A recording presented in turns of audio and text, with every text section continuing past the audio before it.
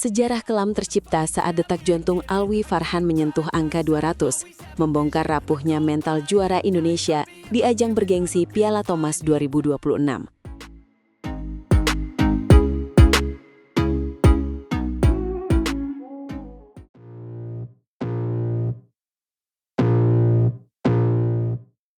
Halo Sobat Bulu Tangkis sekalian, selamat datang di kabar terbaru dunia tepok bulu kita.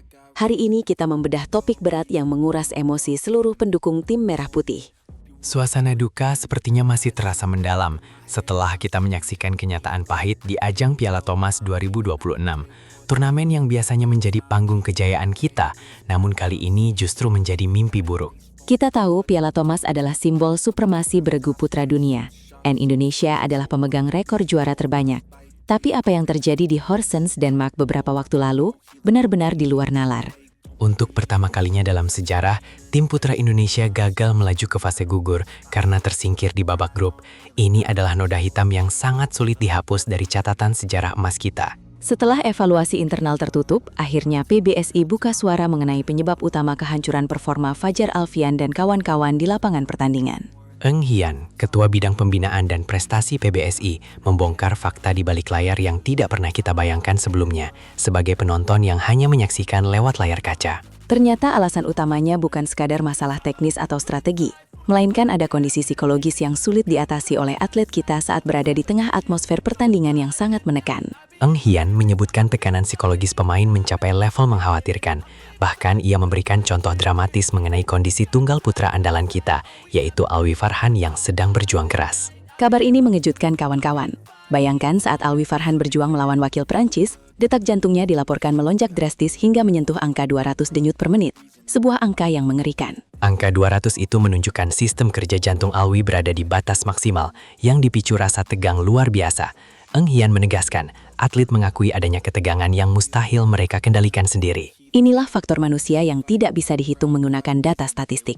Ketika mental pemain sudah terserang rasa takut gagal, maka segala kemampuan teknis sehebat apapun yang mereka miliki bisa lenyap seketika. Padahal PBSI mengakui jika ditinjau dari sisi peringkat dunia, susunan tunggal putra yang kita turunkan melawan tim Perancis saat itu seharusnya memiliki peluang besar untuk menang. Namun apa yang terjadi justru sangat kontras. Kita dipaksa menyerah dengan skor menyakitkan 0-3 di awal pertandingan setelah tunggal putra andalan gagal menyumbangkan poin untuk tim Indonesia. Satu persatu tumbang, diawali Jonathan Christie, lalu Alwi Farhan yang tampak kesulitan, dan ditutup Anthony Sinisuka Ginting yang juga tak berdaya menghadapi perlawanan Perancis. Eng Hian menjelaskan bahwa posisi pemain kita saat menghadapi Perancis memang sedang dalam tekanan berat, karena beberapa pemain Perancis memiliki catatan kemenangan yang merepotkan tunggal putra kita. Masalahnya adalah rasa ingin menang yang terlalu besar justru menjadi racun bagi pikiran atlet kita. Setelah melihat Thailand berhasil mengalahkan Perancis sebelumnya, tim Indonesia berpikir bahwa mereka harus bisa melakukan hal yang sama. Namun sayangnya, ekspektasi tinggi itulah yang mencekik mereka sendiri di lapangan. Ambisi tanpa kontrol emosi stabil akhirnya membuat pemain kehilangan fokus total. Pikiran mereka sudah dipenuhi bayang-bayang kegagalan. Eng Hian juga mengakui bahwa meskipun persiapan psikologis sudah coba dilakukan maksimal, namun kenyataan tetap berkata lain. Faktor ketegangan dalam turnamen beregu memiliki tingkatan stres berkali-kali lipat lebih tinggi. Di sini seorang pemain membawa harapan dari seluruh rekan setim, pelatih, dan rakyat Indonesia. Beban psikologis masif inilah yang gagal dikelola dengan baik oleh tim kita di tahun 2026.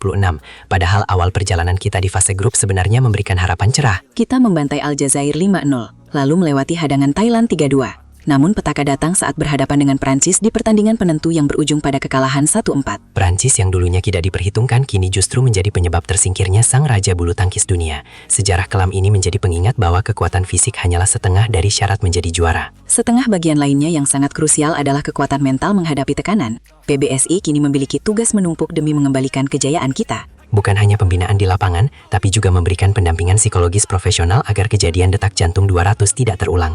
Kita tidak ingin melihat bakat luar biasa menderita. Mereka butuh sistem pendukung yang mampu membuat mereka tetap tenang di bawah tekanan. Semoga evaluasi jujur dari Eng Hian menjadi langkah awal baik untuk prestasi kita. Piala Thomas harus kembali ke pangkuan Ibu Pertiwi dengan mentalitas pemain yang tangguh. Menurut kalian sobat semua, apakah PBSI perlu segera mendatangkan psikolog olahraga? Silahkan sampaikan analisis tajam kalian di kolom komentar ya. Mari kita berdiskusi demi kemajuan prestasi bulu tangkis Indonesia tercinta. Jangan lupa terus memberikan dukungan bagi atlet kita yang berjuang. Terima kasih sudah mendengarkan ulasan kami hari ini. Sampai jumpa di video berikutnya dengan kabar lebih menggembirakan. Salam olahraga dan sampai bertemu lagi kawan-kawan semua. Mari kita kawal terus kejayaan bulu tangkis Indonesia hingga kembali ke puncak tertinggi dunia. Tetap semangat! got eyes in the back of my head, I'm seeing. Take me for granted and you know I'm leaving. I'ma take what's mine with the webs I'm weaving. I could take this crowd from seeing to believing. Gotta take. Sejarah kelam tercipta saat Raja Bulu Tangkis Dunia Indonesia tersingkir memalukan di fase grup Thomas Cup 2026 hingga Taufik Hidayat angkat bicara.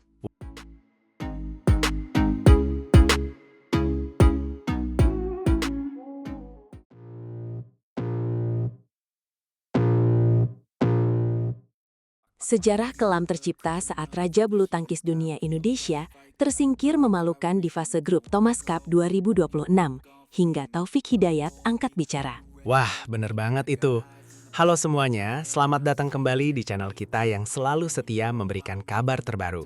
Hari ini kita harus membahas sesuatu yang sangat menyesakan dada bagi pecinta badminton tanah air di tahun ini. Kita bicara soal Thomas Cup 2026 di Denmark. Siapa yang sangka, tim putra Indonesia harus menelan pil pahit tersingkir di fase grup untuk pertama kalinya. Ini adalah sejarah kelam yang gak terbayangkan sebelumnya oleh siapapun. Sejak 1958, Indonesia nggak pernah gagal lolos grup. Tapi di 2026 ini, tradisi emas itu terputus. Kita kalah 1-4 dari Prancis di babak penentuan grup D yang sangat krusial itu. Kekalahan 1-4 di forum Horsens itu jadi tamparan keras bagi kita. Media sosial pun meledak dengan kritik tajam dan rasa kecewa netizen yang luar biasa deras menanggapi hasil yang sangat memalukan ini bagi bangsa Indonesia. Dan puncaknya, Wakil Ketua Umum PBSI Taufik Hidayat akhirnya angkat bicara dan memohon maaf secara terbuka kepada publik. Taufik mengakui kalau hasil ini sangat jauh dari ekspektasi awal dan benar-benar mengecewakan banyak sekali pihak di tanah air. Taufik bilang pengurus kecewa, tapi kita juga harus tetap realistis melihat keadaan. Ekspektasi masyarakat sangat besar karena kita punya sejarah emas 10, 20, bahkan 30 tahun lalu di ajang bergengsi Thomas dan Uber Cup yang melegenda. Kekecewaan itu memang gak terbendung lagi. Taufik sendiri bilang PBSI tidak menutupi hal itu sedikit pun. Meskipun perjuangan para atlet sudah maksimal di lapangan, tapi hasil akhirnya tetap tidak bisa membohongi kenyataan pahit yang harus kita terima bersama. Betul sekali. Dalam dunia olahraga memang wajar kalau menang disanjung dan kalau kalah pasti kecewa. Tapi ini adalah Thomas Cup, simbol supremasi bulu tangkis putra dunia yang selama ini selalu menjadi kebanggaan utama kita semua di mata internasional. Sementara itu, tim Uber Cup 2026 setidaknya berhasil meraih medali perunggu setelah kalah 1-3 dari Korea Selatan di babak semifinal. Setidaknya ada sedikit pelipur lara dari perjuangan keras para Srikandi muda kita di sana. Poin kemenangan lawan Korea disumbangkan oleh Thalita Ramadhani Wirjawan yang bermain sangat apik. PBSI bilang hasil tim Uber sudah sesuai target. Tapi tetap saja, kegagalan tim Thomas menutup prestasi lainnya dengan awan mendung yang cukup gelap dan tebal. Kalau kita lihat lagi pertandingan lawan Prancis itu, terasa banget ada yang kurang dari sisi mentalitas juara tim kita. Lawan-lawan sekarang sudah jauh lebih siap secara strategi, fisik, dan mental dibanding tim kita yang tampak sedikit kebingungan di lapangan. Tekanan di forum Horsens memang luar biasa besar bagi para pemain. Kita butuh kemenangan untuk menjaga tradisi ke babak gugur, tapi justru terjungkal secara dramatis dan sangat menyedihkan di hadapan publik dunia yang menyaksikan perjuangan tim putra kita. Kegagalan ini terjadi saat kita sebenarnya punya komposisi pemain yang mumpuni, tapi ternyata di lapangan, statistik dan peringkat dunia saja tidak cukup tanpa semangat juang yang benar-benar mencapai titik maksimal di setiap perebutan poin yang terjadi saat pertandingan berlangsung. Taufik Hidayat mengakui perjuangan atlet sudah maksimal sekuat tenaga, tapi pencapaian memang tidak sesuai ekspektasi besar yang dibebankan di pundak mereka. Kita harus jujur bahwa negara-negara lain seperti Prancis sudah mulai mengejar ketertinggalan mereka dari kita dengan sangat cepat. Kita tidak bisa lagi merasa aman hanya karena punya sejarah emas di masa lalu. Tantangan di 2026 ini sudah jauh berbeda dengan teknologi latihan dan analisis data lawan yang semakin canggih dan terus berkembang pesat setiap harinya. Kekecewaan di media sosial adalah bentuk cinta yang mendalam dari rakyat. Rakyat sangat peduli dengan prestasi bulu tangkis kita. PBSI harus menerima kritik ini sebagai bahan bakar untuk perbaikan total sistem pembinaan atlet di masa depan nanti agar lebih baik. Apa yang salah dengan persiapan kita selama ini? Apakah regenerasi terhambat atau ada masalah teknis lain yang belum terpecahkan? Ini jadi pertanyaan besar bagi kita semua. Taufik menyebut ini harus jadi bahan evaluasi besar-besaran agar sejarah kelam tak terulang lagi. Kita nggak boleh cuma bernostalgia pada kejayaan masa lalu kalau sekarang kesulitan lawan Prancis. Perubahan besar harus segera dilakukan agar bulu tangkis Indonesia kembali ke tempat yang seharusnya sebagai penguasa dunia yang disegani oleh lawan-lawan tangguh kita di kancah internasional. Masyarakat butuh bukti nyata, bukan cuma sekedar permohonan maaf belaka.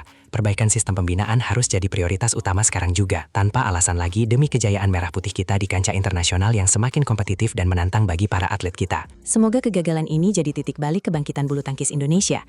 Jangan sampai kita kehilangan taring di olahraga yang paling dicintai oleh rakyat.